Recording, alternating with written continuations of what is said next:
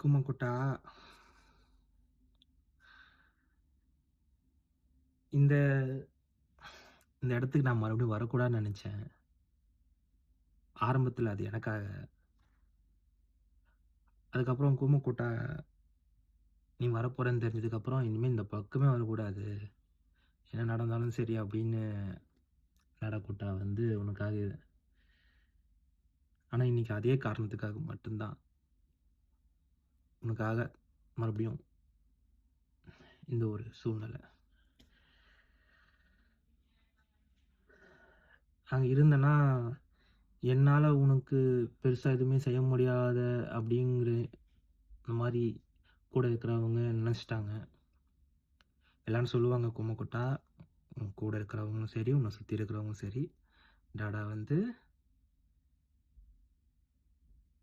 விட்டுட்டு போயிட்டான். உன்ன பிடிக்காம போயிட்டான் அப்படின்னு. அப்படி இல்ல. உனக்கு ஒரு இப்போதைக்கு உனக்கு அம்மா வந்து ரொம்ப முக்கியம். அதனால நீ அம்மா கூட இரு. என்ன தேடி ஒரு நாள் நான் உன்ன கூட்டு வருவேன். உனக்குன்னு ஒரு புது சூழ்நிலை உருவாக்குற அளவுக்கு.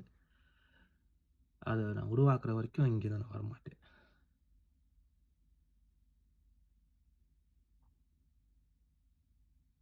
எல்லாம் சொல்லுவாங்க, குழந்தைக்கு என்ன தெரியும் அப்படின்னு. பெரியவங்க நம்ம என்ன மனநிலைமையோட ஒரு குழந்தைய வச்சிருக்கோமோ, அதுதான் அந்த குழந்தைக்கும் வருங்கிறது வந்து அவங்களுக்கு தெரியல போல இருக்கு. "அப்படி என்ன அவசரம்?" அப்படின்னு எல்லாரும் இப்பயும் சொல்லுவாங்க.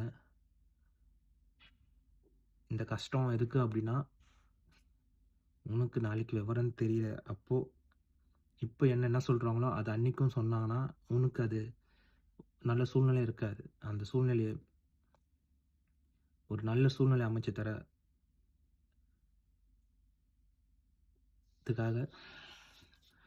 மறுபடியும் இந்த சிச்சுவேஷன்.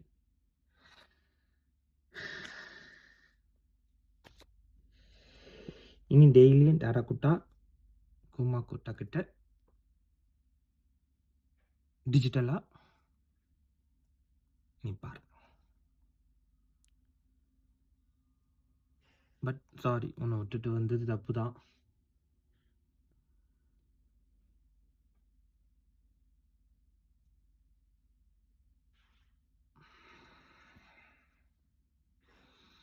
Love you கும்மக்குட்டா.